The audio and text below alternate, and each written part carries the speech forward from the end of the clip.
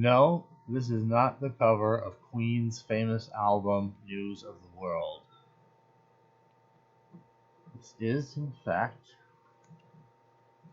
the Astounding Science Fiction issue of October 1953, using the artwork upon which that famous cover was based.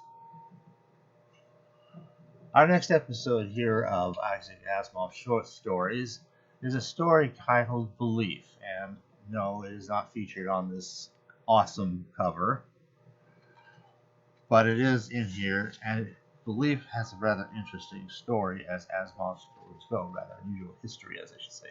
Novelette Belief, Isaac Asimov, page 71. So let's take a look at page 71. And we have some interesting artwork associated with this that obviously does not get reprinted. But even the story itself, it took a long time before that story got reprinted in any of his short story collections. It wasn't put in Nightfall and Other Stories, even though a British volume called Through a Glass clearly had four stories, three of which did go into there, and the fourth book was this story Belief here that I'm going to be talking about. But and it didn't go into, well, obviously it didn't go into Asimov's mysteries. It's not really a mystery in that normal sense of that word. Neither did it go into By Jupiter or any of the other collections until finally, and actually after the release of Foundation's Edge, mind you, it made its way into The Winds of Change and Other Stories. It took a long time because he had some very mixed feelings about the story. Now, let me just cover one very brief fact very hastily. The story Belief, as contained within The Winds of Change, appears to be, as far as I can tell, identical, or at least virtually identical, to its original appearance as far as the text is concerned. To the original appearance in the original Astounding Science Fiction. Of course, there's still some interesting background as to the story. Maybe we should start with that. See, he originally drafted that story with an ending that he was writing this for Campbell. Campbell actually requested, hey, Isaac, write a story about a guy who can levitate. Because Campbell was kind of into all this sort of stuff for a while. Psychic powers, telekinesis. He was kind of getting into that stuff for a while. And he wanted Asimov to write one. And Asimov isn't going to do that. Except that he says, well, let's try to apply normal science. How do we do this? And what Isaac does, he has this story where the conception is you got this guy who just suddenly discovers he has the power to just hover, levitate. I think I'll go floating out of my chair now. Like gravity doesn't hold him. And how does he do that? He doesn't even know. He just has found that he can will himself to just float this way and that, as if, he can just do this. And he starts, he's kind of concerned that it's possible. It's kind of scary because he likes to stay rooted to the ground. People look at him strange if he actually floats. So he kind of wants to hide this, but it's kind of hard to do because he has to think about, staying on the ground every moment, or he won't do it, or he'll float off. And people, they'll look at him strange, or they might get scared or frightened, or who knows what.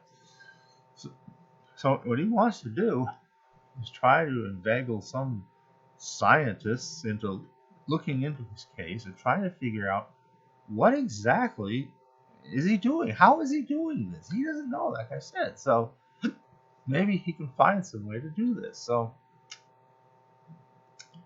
But he can't. He writes to all these great scientists, and they all treat him as a crackpot. And what's he going to do? Now, in the original version of the story, which even as late as when The Winds of Change was published, was presumed lost. But as it turned out, somewhere in all those papers that had been turned over to the Boston University Special Collections, where they had a whole archive devoted to just Isaac Asimov.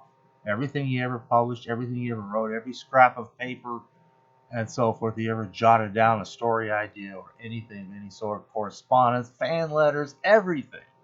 He was always afraid maybe there'll be a news item, one library archive explodes, so many people killed and so many more injured, just from being filled with so much stuff.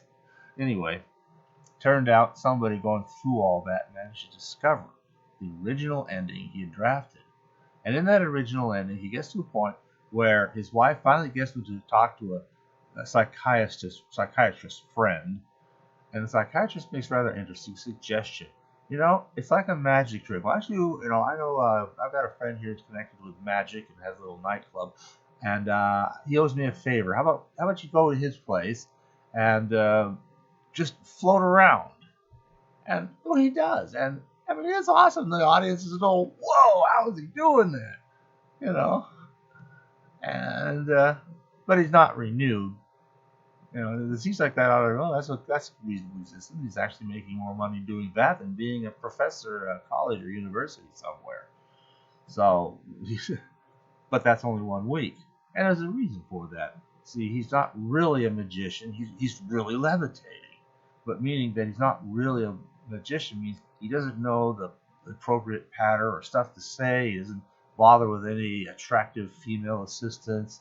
He'll wear the usual costume a magician is supposed to wear, any of the normal accoutrements. He's just this ordinary guy dressed like an ordinary guy, and he floats all around, and he'll be just casually hovering, over some table of people, sitting in the audience, and he's just hovering right over them. And, there's no strings, there's no wires. How is he doing this?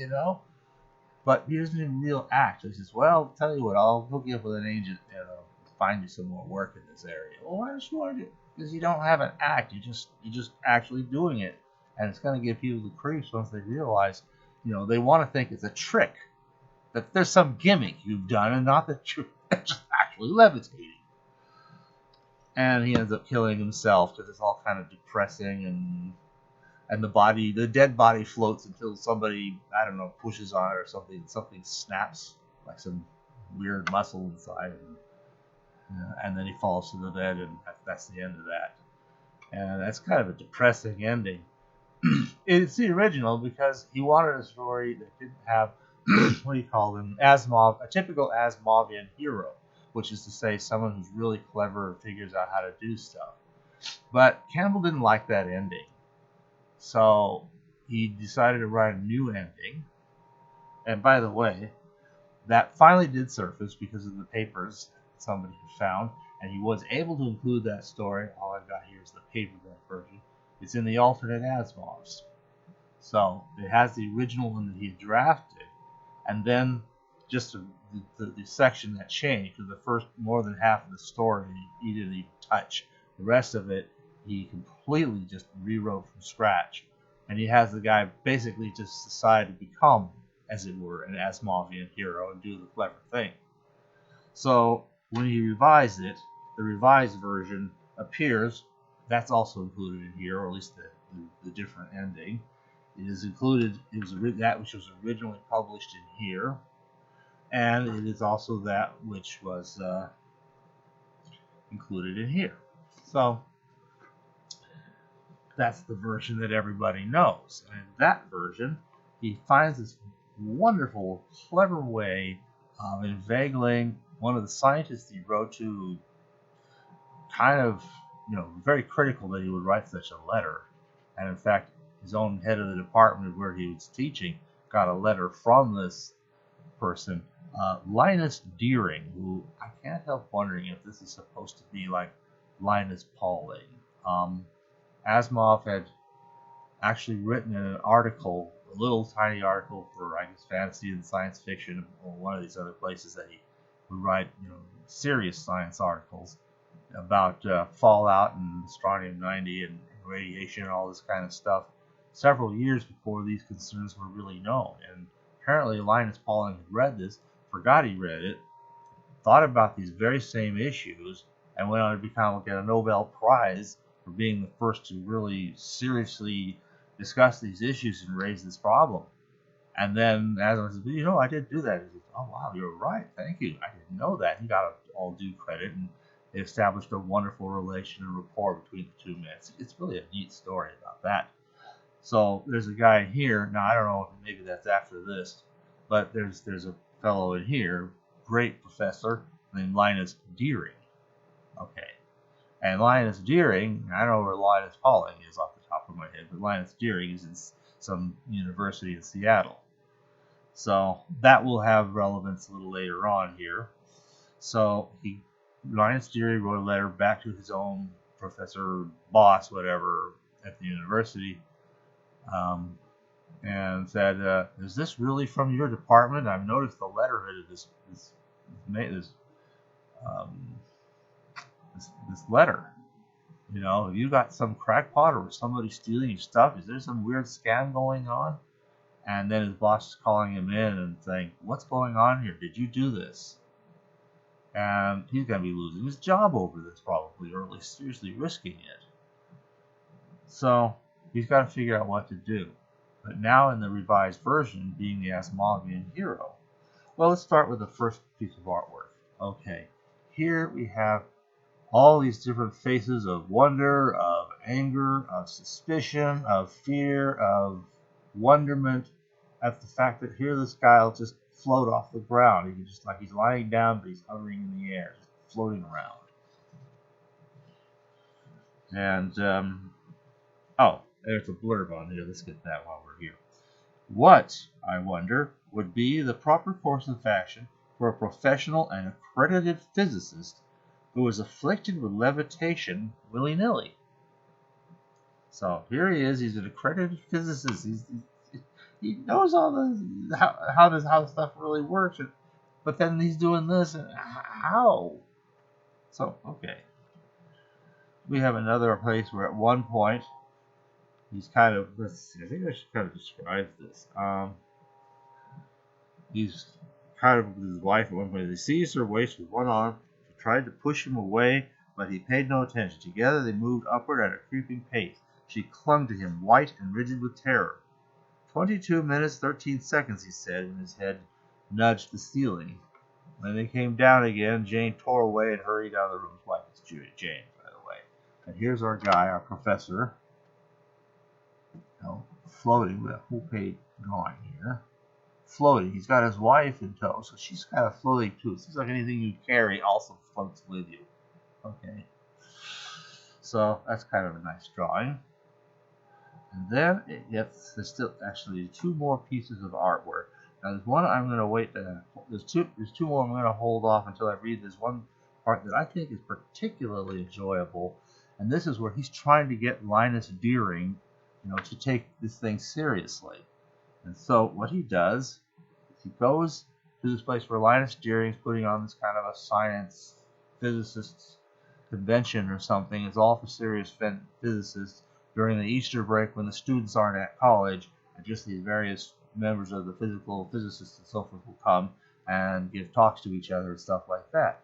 And he, being among that, is able to get that, and he comes in there, and he's just sitting in the back. And when Linus Deering is alone on the stage, whenever that happens, because sometimes he's got other speakers, or sometimes there's more than one person up there, sometimes it's just him. And whenever it's just him, he just starts floating off around, and he's kind of, and Linus is trying to say stuff, and he sees this stuff.